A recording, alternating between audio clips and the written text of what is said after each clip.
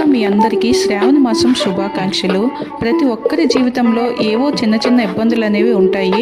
అవి ఆర్థికపరమైనవైనా కావచ్చు, లేదా ఆరోగ్య సంబంధమైనవి, లేదా పిల్లల భవిష్యత్తు గురించి ఆలోచన, ఇలా ఏవైనా ఉంటూ ఉంటాయి కదా. ఈ శ్రావణ మాసంలో మనం ప్రత్యేకంగా అమ్మవారిని పూజించుకుంటాం కదా.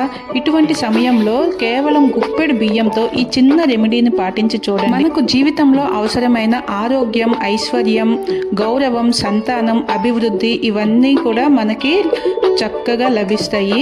దీనికోసం ముందుగా ఏదైనా ఒక రాగి పళ్ళెన్ని తీసుకోవాలి, లేదంటే వేరే ఏదైనా పళ్ళెం తీసుకుంటే దానిపైన ఇలా ఒక తమలపాకు పెట్టుకొని, అలాగే ఒక రాగి పాత్ర, ఇది అంటే రాగి చెంబు కానీ, ఇలా రాగి పాత్ర కానీ, రాగి గిన్నె ఏదైనా కానీ రాగిది తీసుకొని దాంట్లోకి కొంచెం బియ్యాన్ని తీసుకోవాలి. ఇలా బియ్యాన్ని గ్లాసులతో కప్పులతో వేయకుండా మనం చేతిలోకి కొంచెం గుప్పెడు బియ్యాన్ని తీసుకొని వాటిని చక్కగా ముడుచుకొని మనకి అవసరమైనవి అంటే మొదటిసారి వేసేటప్పుడు ఆరోగ్యం కోసం, అలాగే రెండవసారి ఐశ్వర్యం, మూడవసారి సంతానం, నాలుగవసారి గౌరవం, ఐదవసారి అభివృద్ధి, ఇలా ఒక్కొక్క పిడికెడు బియ్యానికి ఒక్కొక్కటి మనసులో నాకు జీవితంలో వీటిని ప్రసాదించు తల్లి అంటూ మనం మనస్సులో చక్కగా అమ్మవారిని తలుచుకుంటూ ఇలా 5 గుప్పెళ్ళ బియ్యాన్ని ఇందులోకి వేసుకోవాలి. గుప్పెడు అంటే మరీ నిండుగా అవసరం లేదు, మనకి మన పాత్ర, మనం తీసుకున్న పాత్రకి కొంచెం సగానికంటే ఎక్కువ వచ్చే వరకు ఇలా బియ్యాన్ని వేసుకున్న తర్వాత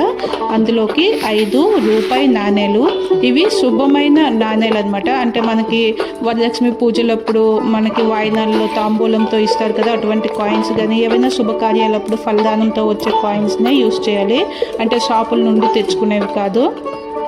తర్వాత దీంట్లోనే ఒక 5 ఇలాచీలు, మనందరికీ తెలుసు లక్ష్మీ అమ్మవారికి ఇలాచీలు మాల కూడా వేస్తూ ఉంటాం కదా, అలాగే 5 గవ్వలు, 5 గోమతి చక్రాలు, వీటన్నింటినీ కూడా అందులోకి ఒక్కొక్కటిగా వేసేటప్పుడు మనం జీవితంలో ఏం కావాలనుకుంటున్నామో వాటిని మన మనసులో తలుచుకుంటూ వేయాలి.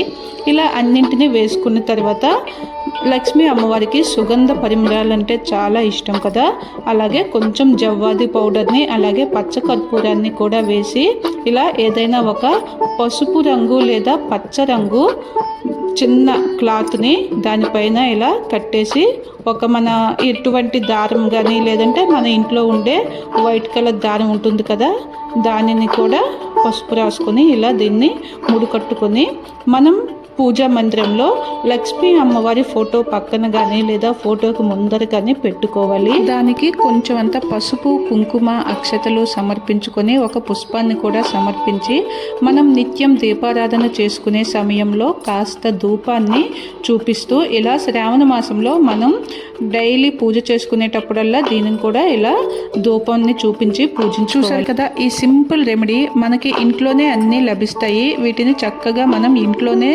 ఇలా పూజించుకుంటే మీకు శ్రావణ మాసం అయిపోయాక మనకి కార్తీక మాసం, మార్గశిర మాసం వచ్చేలోగా మీకు మీ జీవితంలో జరిగే మార్పులని మీరే స్వయంగా గమనిస్తారు. ఈ శ్రావణంలో తప్పకుండా పాటించి చూడండి.